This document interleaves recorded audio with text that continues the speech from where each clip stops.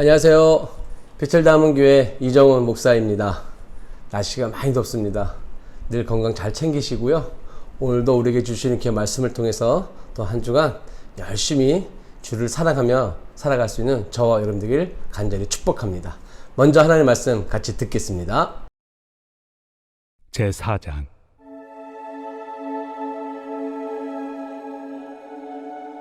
그런즉 육신으로 우리 조상인 아브라함이 무엇을 얻었다 하리요? 만일 아브라함이 행위로서 의롭다 하심을 받았으면 자랑할 것이 있으려니와 하나님 앞에서는 없느니라. 성경이 무엇을 말하느냐? 아브라함이 하나님을 믿음에 그것이 그에게 의로 여겨진 바 되었느니라. 일하는 자에게는 그 삭시 은혜로 여겨지지 아니하고 보수로 여겨지거니와 이를 아니할지라도 경건하지 아니한 자를 의롭다 하시는 이를 믿는 자에게는 그의 믿음을 의로 여기시나니 일한 것이 없이 하나님께 의로 여기심을 받는 사람의 복에 대하여 다윗이 말한 바 불법이 사함을 받고 죄가 가려짐을 받는 사람들은 복이 있고 주께서 그 죄를 인정하지 아니하실 사람은 복이 있도다 함과 같으니라. 오늘 하나님의 말씀은 제목을 믿으니 의롭다 여겨주신다 라는 제목으로 로마서 4장 1절에서 8절에 있는 말씀입니다. 여러분, 우리는 다 알고 있습니다. 우리 행위를 자랑할 것도 하나님 앞에 하나도 없고 하나님만을 자랑한다는 것을 우리는 잘 알고 있죠. 근데 거기까지만 알면 안 되죠. 내가 정말 하나님을 자랑하길 원하고 자랑한다는 건 곧 하나님을 사랑한다는 뜻이잖아요. 근데 말씀에는 분명히 너가 정말 나를 사랑한다면 나의 계명을 지키는 것이 곧 나를 사랑한다고 말씀해 주셨거든요. 그러니까 우리가 이것을 잘 연결해서 이 말씀을 나의 것으로 여겨야 됩니다. 행위로 자랑할 것은 없고 오직 하나님만 자랑해야 되고, 자랑한다는 것은 곧 하나님을 사랑하는 것이고, 하나님을 사랑한다는 것은 곧 말씀을 지키며 삶에서 실천하는 것이라는 것이죠. 이걸 꼭 잊어서는 안 됩니다. 여러분, 성경이 인간에 대한 사용 설명서라는 말 많이 들어보셨습니까? 디모데후서 3장 15절에서 17절 말씀을 제가 잠깐 읽어드리겠습니다. 그대는 어려서부터 성경을 알고 있습니다. 성경은 그리스도 예수를 믿는 믿음으로 말미암아 구원에 이르는 지혜를 그대에게 줄 수 있습니다. 모든 성경은 하나님의 영감으로 된 것으로 교훈과 책망과 바르게 함과 의로 교육하기에 유익합니다. 그것은 하나님의 사람으로 하여금 유능하게 하고 온갖 선한 일을 할 준비를 갖추게 하려는 것입니다. 우리가 어떤 물건을 사게 되면 거기에는 항상 무엇이 들어있냐면 사용 설명서라는 것이 항상 들어져 있습니다. 왜 들어있어요? 그 제품을 더 잘 사용할 수 있도록. 그러니까 사용 설명서를 무시하고 조립을 하든지 사용하게 되면은 제품이라는 것은 금방 망가지게 되잖아요. 근데 그 제품을 100% 사용하기 위해서 항상 제품 안에는 사용 설명서가 있어요. 마찬가지로 지금 디모데후서 3장 15절에서 17절 말씀을 읽었던 것처럼 성경이 뭐냐면 우리 인간의 사용 설명서라는 거죠. 우리 인간을 최대한 100% 사용하기 위해서는 이 성경을 알지 못하고서는 그렇게 살아갈 수 없다라는 거예요. 여러분, 전 세계적으로 가장 많이 판매되는 책이 성경책이라는 거 아시죠? 네. 혹시 재미있는 얘기가 있던데 우리나라에서는 어떤 책이 가장 많이 잘 팔리는 줄 아세요? 운전면허 시험 문제집이랍니다. 서점에 가면 정말 수많은 책들이 많습니다. 근데 그 수많은 책들이 인간에 대한 온전한 삶을 어떻게 살아가야 할지를 가르쳐 주는 것은 아무것도 없습니다. 오로지 성경만이 사람이 어떻게 하면 온전한 삶을 살 수 있을까를 가르쳐 주고, 왜냐하면 그 말씀은 하나님, 창조주 하나님의 말씀이기 때문입니다. 그래서 다윗도 시편 119편 105절에 이렇게 고백하고 있어요. 주의 말씀은 내 발의 등불이요 내 길의 빛입니다. 이 다윗의 고백이거든요. 그러니까 말씀이 없으면 내 인생의 세상은 어두운 뿐이라는 거예요. 여러분, 일주일만 하나님의 말씀을 떠나 살아보십시오. 아니, 한 달간 하나님의 말씀을 떠나 있다고 한번 생각해 보세요. 잘 살 수 있을까요?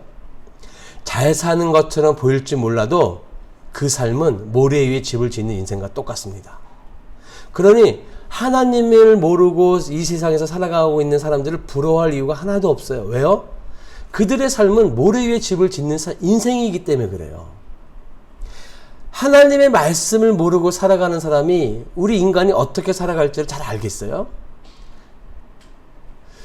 이단에 빠지는 사람들이 왜 그렇게 그의 삶들이 파탄으로, 가정이 무너지는 삶으로 보여질까요? 그들은 하나님의 말씀을 믿는 것이 아니고요, 교주, 그 사람의 말을 믿는 거예요.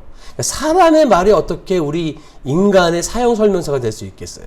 하나님 말씀만이 온전한 삶을 살 수 있는 사형 설명이 될 수 있는 거거든요.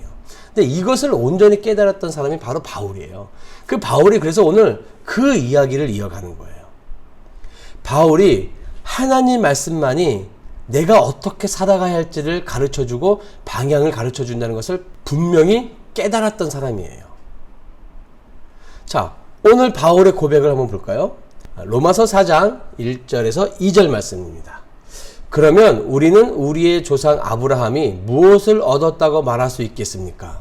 아브라함이 행함으로 의롭게 되었더라면 그에게는 자랑할 것이 있었을 것입니다. 그러나 하나님 앞에서는 자랑할 것이 없습니다. 그러니까 사도 바울은 믿음으로 구원을 얻는다라는 것, 우리 인간의 행함으로 의롭게 여겨지는 것이 아니라 하나님이 주시는 그 하나님의 의, 믿음으로 구원을 얻는다는 것을 창세기서부터 알고 있었어요. 그것을 이제 아브라함의 이야기를 통해서 가르쳐주고 있는 거죠. 방금 읽었던 1절과 2절 말을 보면 아브라함에게는 자랑할 것이 하나도 없어요. 행함으로 의롭게 된다는 것이 아니라는 거죠. 그러면 우리가 여기서 한 가지 질문 될 것이, 아니 그러면 예수 믿는 사람에게 행위가 전혀 필요 없다고 할 수 있느냐? 그렇지 않다라는 거예요. 아브라함은요, 믿을 만한 행동을 꽤 했어요.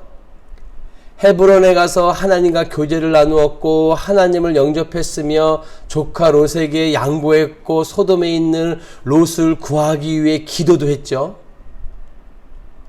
근데 이런 아브라함의 행위 때문에 하나님이 아브라함을 의롭게 여겨주신 게 아니라는 거예요.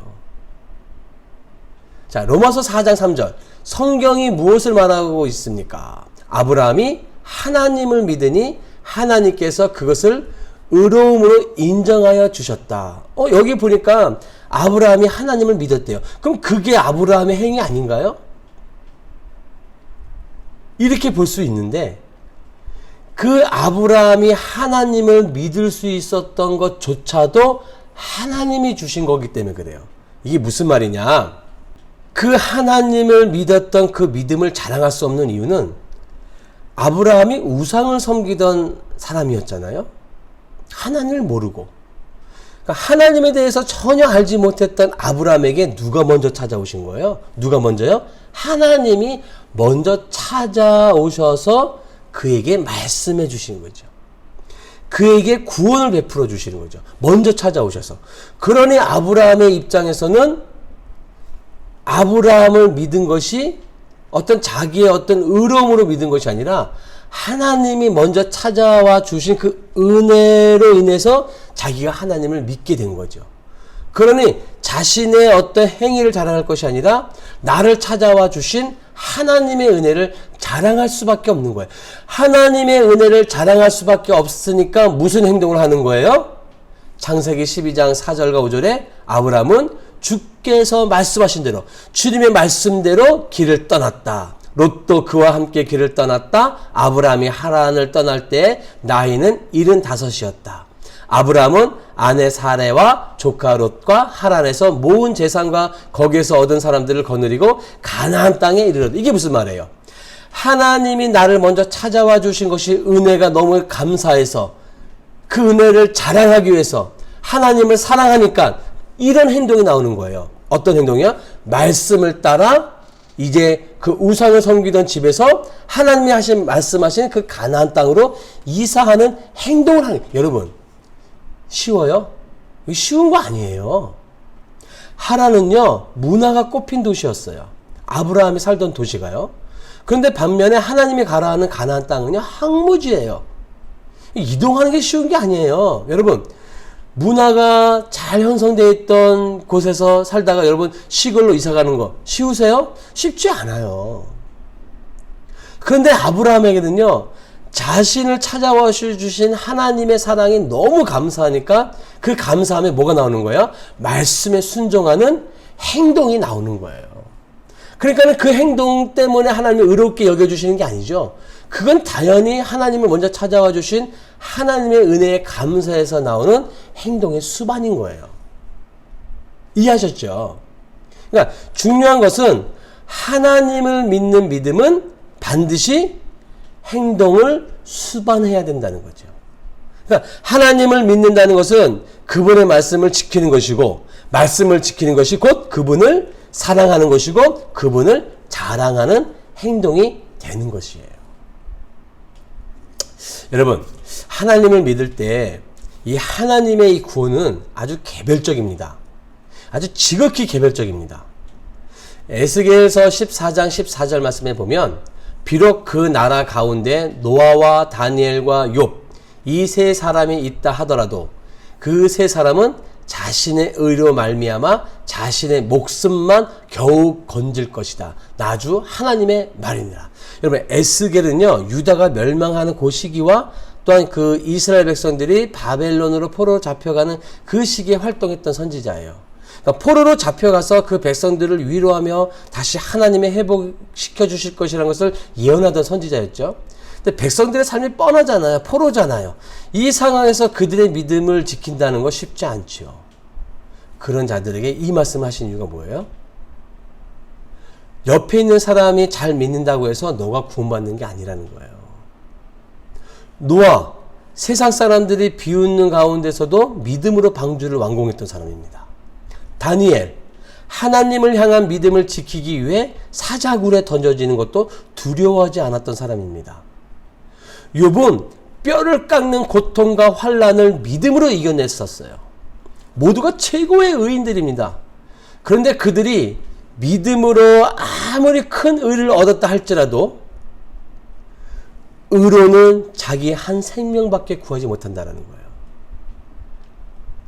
흔히 말해서 천국 갈 때 내 남편, 내 아내 바지자락 잡고 가겠다라고 농담 삼아 말하시는 분들 있잖아요. 절대 그럴 수 없습니다. 절대 그럴 수 없습니다. 구원은 아주 지극히 개별적이에요. 여러분, 천주교에서 그 영세명이라는 걸 주잖아요. 물론 그들이 왜 그 영생명을 받냐? 영생명을 주는 것은 그 이름의 성인을 본받으라는 의미에서 보자면 좋은 일이죠. 아름다운 일이고. 그런데 실질적으로 천주교의 신학적인 의미에서 이 영생명은요, 전혀 다른 배경을 가지고 있습니다. 천주교가 성자라고 인정하는 사람들은요, 자신을 구원하고도 남을 만큼의 의를 남겨두었다라는 거예요. 그러니 그 여분의 의로 자신도 구원받는다는 것이라는 거예요. 그래서 영생명을 받는다는 거예요. 이게 말도 안 되는 소리죠. 분명 말씀드렸잖아요. 구원은 아주 지극히 개별적이라고요.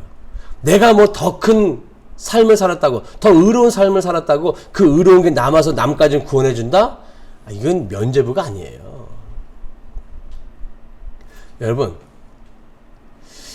로마서 4장 7절과 8절, 하나님께서 잘못을 용서해 주시고 죄를 덮어 주신 사람은 복이 있다. 주께서 죄 없다고 인정해 주신 사람은 복이 있다. 행복한 사람이에요. 바울이 이런 고백을 하는 이유가 뭐겠어요? 내가 자랑할 것이 아무것도 없다라는 거예요. 나는 죄값을 치러야 할 죄인 중에 죄인이라는 거예요. 그런 나를 하나님이 찾아와 주셔서 죄 없다고 인정해 주시니 그 사람은 복 있는 사람이고 행복한 사람인 거죠.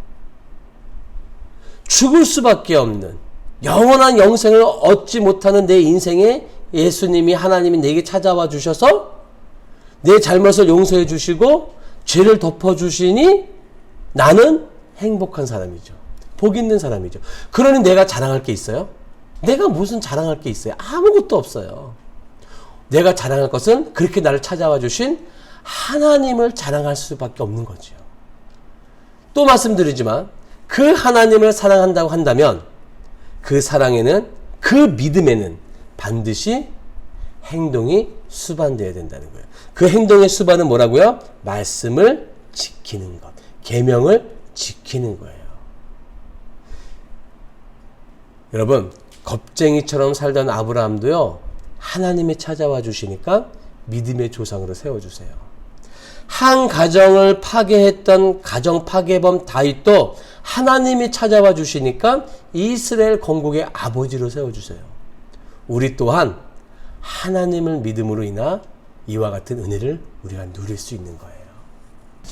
여러분, 우리가 하나님을 사랑한다고 한다면, 우리가 그분을 믿는다고 한다면 그 믿음은 나에게서 나온 것이 아니에요. 하나님이 나에게 찾아와 주셔서 그 하나님의 사랑에 내가 감사함으로 행동하는 거예요. 그 믿음조차도 하나님이 내게 주시는 거예요. 그러니 이게 얼마나 감사해요. 그런 사랑을 받은, 그런 믿음을 받은, 그런 하나님의 의를 받은 나는 어떻게 돼요? 하나님을 자랑해야 되고, 그분이 하신 그 말씀, 계명을 우리는 뭐예요? 행동으로 수반해야 돼요. 내 삶에서요, 계명을 지키는 모습들이 나타나야 된다는 거예요. 여러분, 그런 삶을 살 수 있는 저 여러분들을 간절히 축복합니다.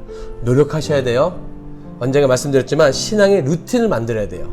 하루하루 내가 어떻게 하나님과 가까이 지낼 수 있는지를 습관처럼 만들어 가야 돼요. 그 습관이 나의 근육을 훈련시킬 거예요. 그래서 어려울 때, 힘들 때 그 내 신앙의 근육들이 반응할 거라고요. 어떻게? 말씀을 지키는 방향으로, 말씀을 지키는 마음을 줄 거라는 거죠. 그러니까 여러분 꼭 승리하십시오. 이번 한 주도 하나님을 사랑하는 마음으로 주의 말씀을 지키는 저와 여러분 되길 간절히 축복합니다. 여러분 승리하세요.